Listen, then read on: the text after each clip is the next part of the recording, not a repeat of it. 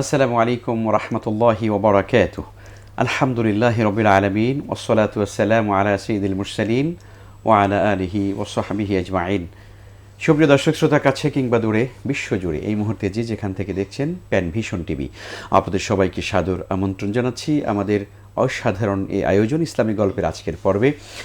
আমরা আল্লাহ তাআলার দরবারে শুকরিয়া আদায় করছি যে কোরআনে কারীমের বিশুদ্ধ গল্পগুলো আমরা আমাদের সন্তানদেরকে শোনাচ্ছি। আলহামদুলিল্লাহ, নিশ্চয়ই আপনারা আপনাদের সন্তানদেরকে নিয়ে অপেক্ষা করছেন আজকের এই গল্প দেখার জন্য, শোনার জন্যে।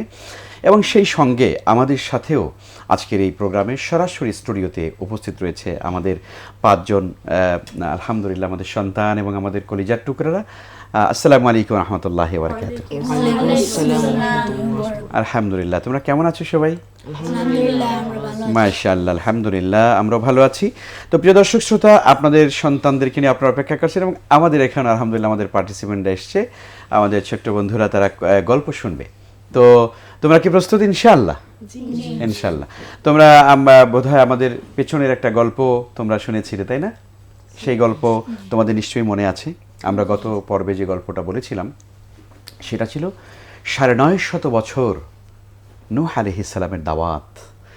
অর্থাৎ একজন মানুষ, একজন নবী, একজন রাসূল, তিনি পৃথিবীতে ৯৫০ বছর বেঁচে ছিলেন এবং এই ৯৫০ বছরই তিনি দাওয়াতের কাজ করেছেন। লাইলান ওয়া নাহারা, কোরআনে কারীমের মধ্যে বলা হয়েছে উনি দাওয়াতের কাজ রাতে এবং দিনে সমানভাবে দাওয়াতের কাজ করতেন।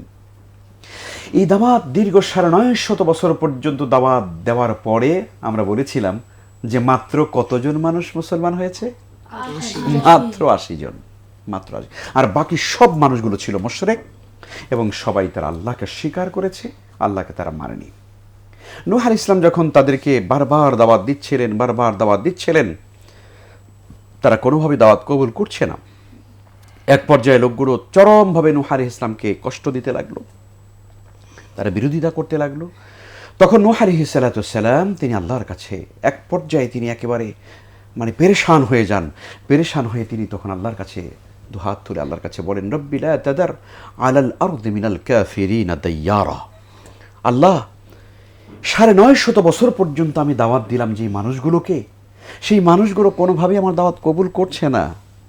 আল্লাহ, আমি তোমার কাছে এখন সর্বশেষ একটা দোয়া করছি, রব্বি লা তাদার আলাল আরদি মিনাল কাফিরিনা দাইয়ারা। এই ভূপৃষ্ঠের উপরে, এই আকাশের নিচে, জমিনের উপরে একটা কাফেরের বাড়ি ঘরকে তুমি আর বাকি রেখে দিও না। সর্বশেষ তিনি ওই জাতির জন্য তিনি বদদোয়া করলেন, যেই মানুষগুলো আল্লাহ তাআলাকে এক ইলাহ হিসাবে মানতে পারেনি। বললেন যে আল্লাহ, তুমি একটা কাফেরকে আর এই পৃথিবীতে বাঁচতে দিও না, ওদের ঘর বাড়ি, ওদের জীবন বাঁচতে দিও না। যখনই নূহ আলাইহিস সালাম এইভাবে করে ওই অবাধ্য মানুষগুলোর বিরুদ্ধে যখন তিনি অবস্থান নিলেন এবং দোয়া করেন আল্লাহর কাছে, তখনই আল্লাহ রাব্বুল আলামিন চূড়ান্ত ফয়সালা, আসমানি আযাব, গজব তিনি এবার নাজিল করার প্রস্তুতি গ্রহণ করলেন। আল্লাহু আকবার, আল্লাহু আকবার। খুব ভয়ানক ব্যাপার। প্রিয় দর্শক, আল্লাহ তাআলা মানুষকে কিন্তু সময় দেন, সুযোগ দেন, কিন্তু মানুষ যখন সুযোগকে কাজে না লাগায় তখনই কিন্তু আল্লাহর পক্ষ থেকে কি আসে? আযাব এবং গজব কিন্তু আসে। যখন নূহ আলাইহিস সালাম বললেন যে একজন কাফেরকেও আল্লাহ তুমি পৃথিবীতে আর বাকি রেখো না, তখন আল্লাহ তাআলা নূহ আলাইহিস সালামকে বললেন, সূরা হুদের মধ্যে এসেছে, ওয়াসনাইল ফুলকা বিআইউনিনা। হে নবী নূহ, আল্লাহ তাআলা বলছেন তুমি আমার সামনে একটা নৌকা তৈরি করো। কিস্তি নূহের কিস্তি আমরা শুনেছি, তাই না? গল্প তোমরা শুনেছো, নূহ আলাইহিস সালামের কিস্তি বা নৌকা। নূহ আলাইহিস সালামকে আল্লাহ রাব্বুল আলামিন বললেন যে তুমি আমার সামনে একটা নৌকা তৈরি করো। আমার সামনে বলতে আল্লাহ রাব্বুল আলামিন তো আর সামনে আসবেন না। তার হচ্ছে এখানে আল্লাহ রাব্বুল আলামিন নবী নূহ আলাইহিস সালামকে একটা কিস্তি বা নৌকা বা জাহাজ তৈরি করতে বললেন। কিন্তু তুমি শুনলে অবাক হয়ে যাবে যে ওই পৃথিবীতে তখন কোনো নদী, নালা, সাগর, মহাসাগর কিছুই নাই, মরুভূমি। আচ্ছা, মরুভূমির ভেতরে কেউ নৌকা বানায়? আচ্ছা, নৌকা কি কখনো মরুভূমিতে চলে? রাস্তা দিয়ে চলে? কোথায় চলে? পানিতে চলে? পানি নেই তো, কোথাও কোনো পানি নেই, কোনো নদী নালা কিছুই নেই। আল্লাহ তাআলা বলছেন যে তুমি কি করো? তুমি নৌকা তৈরি করো।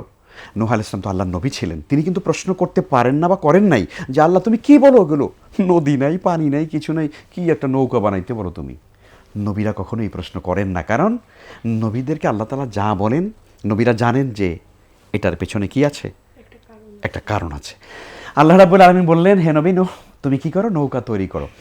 তো নৌকা তো ওই পৃথিবীতে ছিল না, জাহাজ ওই পৃথিবীতে ছিল না। এবং মজার ব্যাপার হলো নূহ আলাইহিস সালামের এই কিস্তি নূহ, এটাই হলো পৃথিবীর ইতিহাসে জাহাজ শিল্পের গোড়াপত্তন হয়েছিল। পৃথিবীতে এই যে সাগর মহাসাগরে বড় বড় জাহাজ চলে না, চলে তো?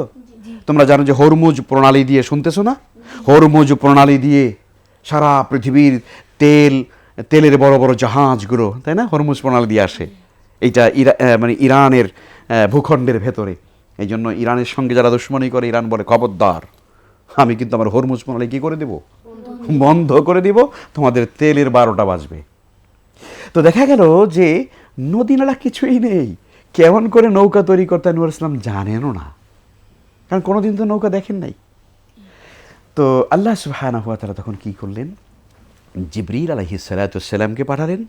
জিবরিল আলাইহিস সালাতু ওয়াস সালামের পরামর্শে এভাবে তক্তা আনা হলো, গাছ ফাড়া হলো, গাছ থেকে কাঠ তৈরি করা হলো, এবং এই কাঠকে কিভাবে করে একটার সঙ্গে আর একটাকে জোড়া দেওয়া, তদানীন্তন সময় সেই সময় যে ব্যবস্থা ছিল ওই ব্যবস্থা দিয়ে কি করা হলো, একটা জাহাজ তৈরি করা হলো। এখন জাহাজটা কত হাত লম্বা ছিল, কত বড় ছিল, কয়তলা বিশিষ্ট ছিল, এ ব্যাপারে কোরআন নীরব। তো কোরআনে কারীম যে ব্যাপারে নীরব, আমরাও সে ব্যাপারে নীরব। সেই গল্প আমাদের বানিয়ে বলার দরকার নাই। আমরা এতটুকুনি বলবো কোরআন থেকে যে আল্লাহ রাব্বুল আলামিন নূহ আলাইহিস সালামকে একটা কিস্তি বা একটা জাহাজ বা নৌকা তৈরি করতে বললেন, এবং তিনি জিবরিল আলাইহিস সালাতু ওয়াস সালামের পরামর্শে এবং তার দেখানো পদ্ধতি এবং তার কৌশল দেখে দেখে তা মানে বলা চলে অনেকটা মিস্ত্রির মতো আর কি তিনি ভূমিকা পালন করেছেন জিবরিল আলাইহিস সালাম। তিনি ওইভাবে করে বললেন এবং নূহ আলাইহিস সালাম একটা নৌকা তৈরি করলেন। ইতিমধ্যে কি হলো, যখন তিনি নৌকা শুরু করলেন বানানো, তার ওই কওমের লোকেরা আছে না নাই, আছে তো? কওমের লোকেরা এখন বলছে, এ কি আজব ব্যাপার, যেই পৃথিবীতে কোনো নদী নাই, সাগর নাই, যেই পৃথিবীতে কোনো পানির অস্তিত্ব দেখা যায় না কোথাও, সেখানে দেখো দেখো দেখো নূহ কি করছে, নূহ নৌকা বানাচ্ছে। আচ্ছা নবী নূহ, তুমি এই নৌকা চালাবে কোথায়? লোকেরা তখন তাকে উপহাস করতে লাগলো, ঠাট্টা বিদ্রূপ করতে লাগলো। বলছে এই লোকটাকে এতদিন পর্যন্ত তোমরা মোটামুটি কিছুটা বুদ্ধিমান মনে করেছি, এখন যে জাহাজ তৈরি করতেছে এর দ্বারা বুঝলাম যে তারা আসলে কোনো জ্ঞান বুদ্ধি নেই।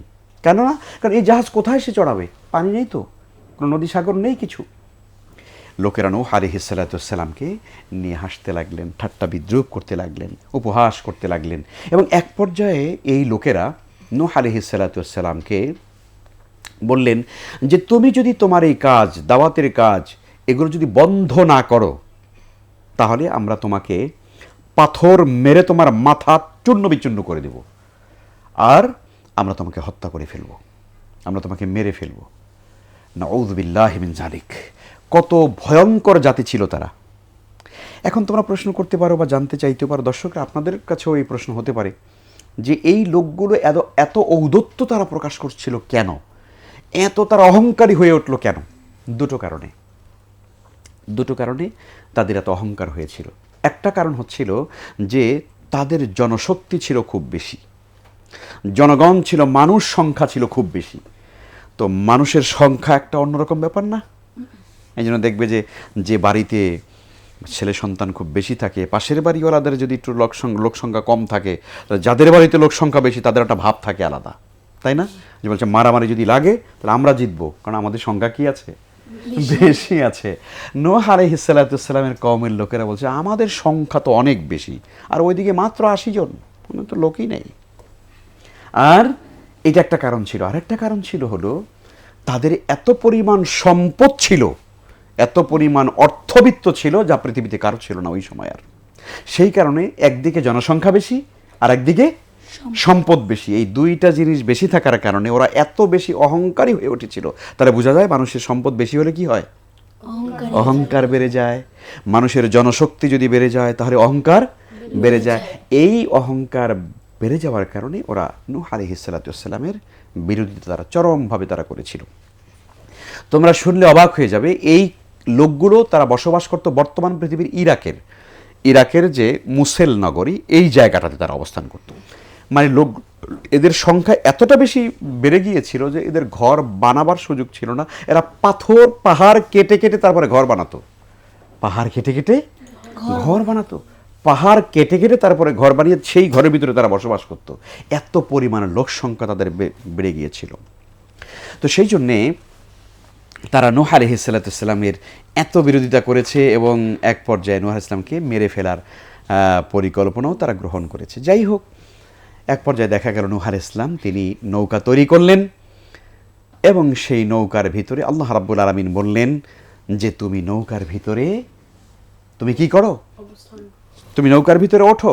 সময় যখন হয়ে গেল তখন আল্লাহ রাব্বুল আলামিন বললেন তুমি নৌকায় ওঠো, তোমার পরিবারবর্গকে নিয়ে ওঠো, আর যারা ইমানদার তারা উঠবে, আর যত প্রাণীকুল আছে, যত প্রাণীকুল আছে প্রত্যেকটা জিনিস জোড়ায় জোড়ায় এক জোড়া করে উঠাবে। কয় জোড়া করে? এক জোড়া করে। যেমন হাঁস, একটা হলো পুরুষ হাঁস আর একটা হলো স্ত্রী হাঁস। গরু, একটা পুরুষ গরু একটা স্ত্রী গরু। ছাগল, এইটাও ওরকমভাবে প্রত্যেকটা প্রাণী জোড়ায় জোড়ায় জোড়ায় জোড়ায়, স্বামী এবং স্ত্রী, হ্যাঁ, এভাবে করে তুমি প্রত্যেকটা জিনিস তুমি নৌকার ভিতরে উঠাও। কারণ তুফানে সব শেষ হয়ে যেতে পারে এবং যাবে, পরবর্তীতে এই পৃথিবী আবাদ করার জন্য আবার এই জোড়ায় জোড়ায় এটা লাগবে, তাহলে পৃথিবীতে আবার সকল প্রাণী চলে আসবে। এই জন্য আল্লাহ রাব্বুল আলামিন নূহ আলাইহিস সালামকে বললেন যে তুমি জোড়ায় জোড়ায় সকল প্রাণী থেকে তোমার কিস্তির মধ্যে উঠাও আর তোমরা সবাই উঠে যাও। নূহ আলাইহিস সালাম তিনি তার পরিবারবর্গকে বললেন তোমরা সবাই ওঠো, কিন্তু তার স্ত্রী ইতোমধ্যেই তুফান হওয়ার আগেই তার স্ত্রী মারা গিয়েছে, সেই জন্য তার কথা কোরআনে কারীমের মধ্যে আনা হয়নি। তার মানে হচ্ছে তার স্ত্রী হয়তো তখন আর বেঁচে ছিল না, কিন্তু তার একটা ছেলে বেঁচে ছিল যে কিনা নূহ আলাইহিস সালামের সঙ্গে এই কিস্তি বা এই নৌকার ভিতরে ওঠে নাই। তার নাম হলো ইয়াম। ইয়াম সে ওঠে নাই। তখন নূহ আলাইহিস সালাম বলেছেন ইয়া বুনাইয়ারকাম মা'না ওয়ালা তাকুম মা'আল কাফিরিন, হে আমার ছেলে তুমি আমাদের সঙ্গে নৌকায় আরোহণ করো, নৌকায় ওঠো। ওয়ালা তাকুম মা'আল কাফিরিন, খবরদার তুমি কাফেরদের সঙ্গে যেও না, খবরদার কাফেরদের সঙ্গে যেও না, কাফেরদের সঙ্গে গেলে তুমি কিন্তু ডুবে মরে যাবে। তখন সেই সন্তান বলতেছে, নূহ আলাইহিস সালামের এই অবাধ্য সন্তান বলছিল, হে বাবা, হে নূহ, আপনি কি বলছেন এটা? সাআওয়ি ইলা জাবালিন ইয়াসিমুনি মিনাল মা, আপনি আমাকে পানির ভয় দেখাচ্ছেন? আমি ওই যে বিশাল জুদি পাহাড় আছে, বড় পাহাড় আছে, ওই পাহাড়ের উপরে চূড়ায় আমি উঠে থাকব, কোনো তুফানের পানি আমাকে স্পর্শ করতে পারবে না। সে কতটা অবাধ্য হয়েছিল যে সে নৌকার ভিতরে ওঠেনি। তখন ইতিমধ্যেই নূহ আলাইহিস সালাতু ওয়াস সালাম তিনি নৌকায় ওঠার আগেই, অবশ্য এটাকে বলা হচ্ছে যে তোমার কিস্তি নুহুর, মানে আরেকটা জিনিস আছে সে তান্নুর বলা হয়েছে। তান্নুর, তান্নুর মানে হলো চুলা, চুলা মাটির যে চুলা, এই চুলাকে বলা হয়েছে তান্নুর। মানে যখনই তোমার তুফান আসবে তার আলামত হিসাবে ওই তান্নুর বা চুলার ভিতরে পানি দেখা দিয়েছে। নূহ আলাইহিস সালাম তখন বুঝতে পেরেছেন যে এখনই বন্যা শুরু হয়ে যাবে। ওইটা দেখে তিনি তার সকল অনুসারীদেরকে নিয়ে আর প্রত্যেকটা প্রাণী থেকে জোড়া জোড়া নিয়ে নৌকায় উঠে গেলেন, কিন্তু তার ছেলে ওঠে নাই। সে কিন্তু বলছে যে আমি পাহাড়ের উপরে থাকব। ইতিমধ্যে তুফান শুরু হয়ে গেল, একেবারে জমিনের ভেতর থেকে পানি উঠছে আর উঠছে আর উঠছে, আর অপরদিকে আবার আকাশ থেকেও বৃষ্টি পড়ছে। তাহলে জমিন থেকে পানি উঠছে, আকাশ থেকেও পানি নামছে, এভাবে করে করে গোটা পৃথিবীটা একেবারে প্রলয়ঙ্কারী তুফান হয়ে গেল, গোটা দুনিয়া পানিতে সয়লাব হয়ে গেল। সেই তুফানের ভিতরে তোমার কি করছে, নূহ আলাইহিস সালামের সেই নৌকাটা পানির উপরে দুলছে, পানির উপরে দুলছে। এভাবে করে কোনো বর্ণনা এসছে 40 দিন পর্যন্ত আকাশ থেকে বৃষ্টি আর জমিন থেকে পানি, মানে জমিন ফেটে গিয়েছে, ভেতর থেকে পানি বের হচ্ছে ফুরফুর করে, গোটা দুনিয়া থেকে আকাশ থেকে বৃষ্টি হচ্ছে। এই প্রলয়ঙ্কারী তুফান এবং মহাবন্যা, প্রলয়ঙ্কারী বন্যা তুফান শুরু হয়ে গেল, আর নূহ আলাইহিস সালামের কিস্তি তো ওই পানির উপরে ভাসতেছে। আর তখন তিনি ওই যে ছেলে তার কোথায়, পানির ভিতরে এখন কি করছে, সে তুফানের ভিতরে তো মানে ইয়ে করছে। তো নূহ আলাইহিস সালাম তার কলিজার মধ্যে মায়া লেগে গেছে, হা আমার সন্তান তো, তাই না? হ্যাঁ, বাবা সন্তান যতই মানে দুষ্ট হোক, তাই না, বাবার কিন্তু অন্তরের ভিতরে সন্তানের জন্য কি লাগে, মায়া লাগে না? মায়া লাগে। কিন্তু যখন নূহ আলাইহিস সালাম দেখলেন যে আমার সন্তানটা ডুবে যাচ্ছে, তখন তিনি আল্লাহকে বলেন, আল্লাহ মানে সে তো আমার পরিবারভুক্ত, সে তো আমার সন্তান। আল্লাহ রাব্বুল আলামিন তো করবেন, নহ, খবরদার, ইন্নাহু লাইসা মিন আহলিক, না, তোমার এই সন্তান সে তোমার আহাল নয়, তোমার পরিবারভুক্ত নয়, কারণ সে অবাধ্য হয়েছে। তুমি তাকে বলেছিলে নৌকায় আসার জন্য, কিন্তু সে নৌকায় আসেনি, সে আসে নাই, যেহেতু সে অবাধ্যদের কাতারে চলে গেছে, সুতরাং তুমি তার ব্যাপারে আর কোনো দোয়া করবে না।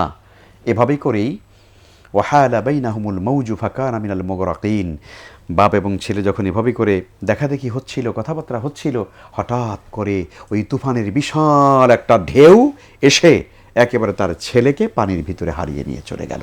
আর সেই সন্তান উঠতে পারল না, সে একেবারে তুফানের ভিতরে চলে মারা পড়ে গেল।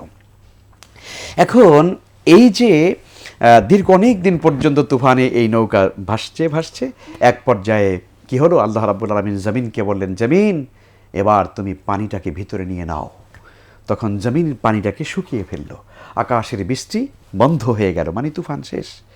এরপরে নূহ আলাইহিস সালাতু ওয়াস সালামের সেই নৌকাটি জুদি পর্বত, কি পর্বত? জুদি পর্বত, হ্যাঁ, বিশাল একটা পর্বত, এই জুদি পর্বতের গায়ে গিয়ে এই নৌকাটা তখন ভিড়ল, এবং ভেড়ার পরে ইতিমধ্যে পানি শুকিয়ে গেছে।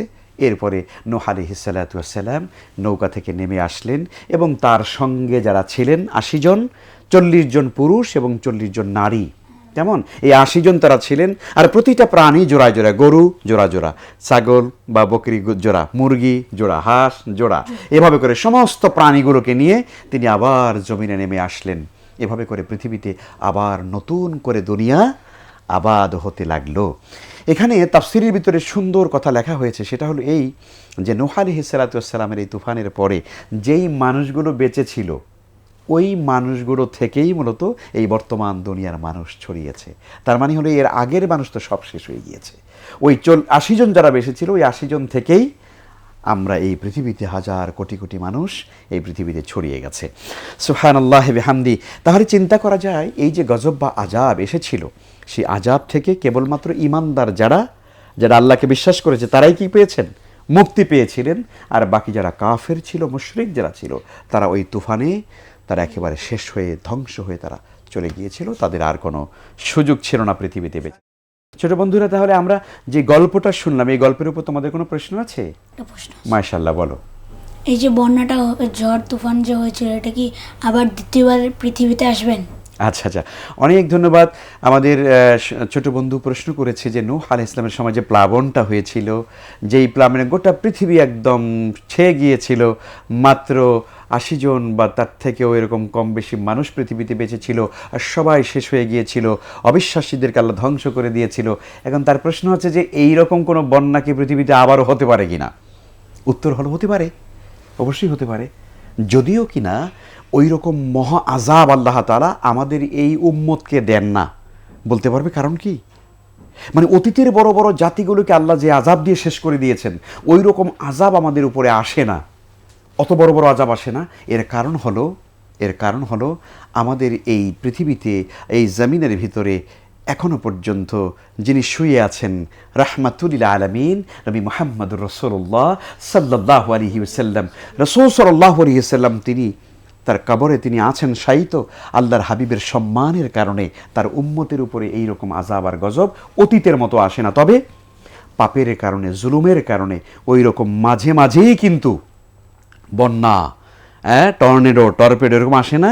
এরকম কিন্তু আসে। এবং তোমরা তো তোমরা দেখতে পাচ্ছ যে প্রায় দেখবা ঢাকার শহরে বা বিভিন্ন শহরে দেখবা যে কি হচ্ছে, ভূমিকম্প হচ্ছে। তো এই ভূমিকম্পের মাত্রা যদি তোমার মনে করো, এটা যদি রিক্টার স্কেল যদি 7 থেকে 8 যদি উঠে যায়, তাহলে গোটা বাংলাদেশ একদম মৃত্যুপুরীতে পরিণত হয়ে যাবে। এটাও কিন্তু আল্লাহর পক্ষ থেকে আযাব।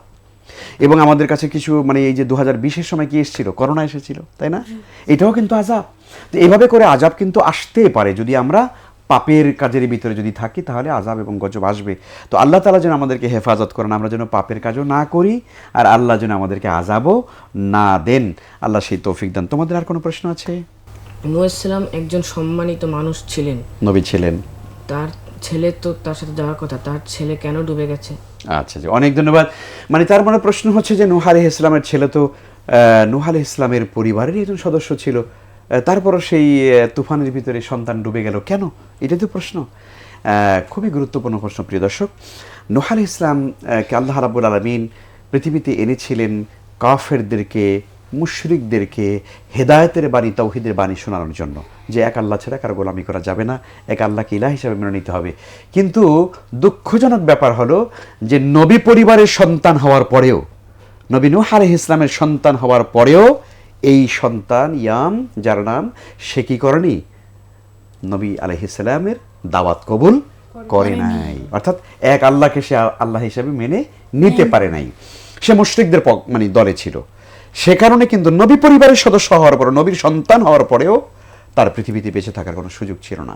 তাহলে এটা বোঝা যায় যে আমরা যতই ভালো মানুষ হই না কেন, আমি নামাজি, আমি রোজাদার, আমি হাজি, আমি আলেম, আমি যাই হই না কেন, আমার সন্তান যদি ইমানদার না হয়, তাহলে ওই বাবা কিয়ামতের দিন ওই সন্তানকে জান্নাতে নিতে পারবে না। এই জন্য আল্লাহ তাআলা কোরআনে কারীমের মধ্যে বলেছেন, ইয়া আইয়ুহাল্লাযীনা আমানু কু আনফুসাকুম ওয়া আহলিকুম নারা, হে ঈমানদারগণ, তোমরা নিজেরা জাহান্নামের আগুন থেকে বাঁচো আর তোমাদের পরিবার পরিজন, ছেলে সন্তান সবাইকে জাহান্নামের আগুন থেকে বাঁচাও। এই জন্য প্রিয় দর্শক, আসুন না আমাদের সন্তানরা যেন ঈমানের উপর থাকে, আমাদের সন্তানরা যেন ইসলামের উপরে থাকতে পারে, আমাদের সন্তানরা যেন দ্বীনের উপরে থাকতে পারে, এই প্রচেষ্টার অংশ হিসেবেই আমাদের প্যান ভিশনের এই চমৎকার আয়োজন ইসলামী গল্প। দর্শক শ্রোতা, আল্লাহ যেন আমাদের সবাইকে তৌফিক দেন, আমরা যেন আমাদের সন্তানদেরকে নিয়েও যেন একসঙ্গে যেন আল্লাহর জান্নাতে যেতে পারি। আমিন, সবাই বলো আমিন। আমিন। তো তোমাদেরকে অনেক শুকরিয়া এবং ধন্যবাদ জানাচ্ছি। কষ্ট করে আজকের এই পর্বেও তোমরা আমাদেরকে সময় দিয়েছো, সুন্দর প্রশ্ন করেছো, এবং আজকের অসাধারণ যে গল্পটি কিশতু নূহ আলাইহিস সালামের কিস্তির গল্প বা তার নৌকা বা প্লাবনের যে গল্পটি, সেটি তোমরা শুনলে। আল্লাহ তাআলা যেন এখান থেকে আমাদের সবাইকে উপদেশ গ্রহণ করে আমাদেরকে ভালো মানুষ হওয়ার তৌফিক যেন আল্লাহ দান করেন। আমরা বলি আমিন। প্রিয় দর্শক শ্রোতা, আপনাদেরকেও ধন্যবাদ জানাচ্ছি যারা এতক্ষণ পর্যন্ত আমাদের সঙ্গে ছিলেন আপনাদের সন্তানদেরকে নিয়ে এই গল্প শোনার জন্যে। ইনশাআল্লাহ তাআলা ভবিষ্যতে আমরা আবার নতুন কোনো বিষয় নিয়ে আপনাদের সামনে আমরা হাজির হব। আল্লাহ রাব্বুল আলামিন আমাদের সবাইকে ভালো রাখুন, সুস্থ এবং নিরাপদে রাখুন। আমিন। ওয়া আখিরু দাওয়ানা আনিল হামদুলিল্লাহি রাব্বিল আলামিন। ওয়াসসালামু আলাইকুম ওয়া রাহমাতুল্লাহি ওয়া বারাকাতুহু।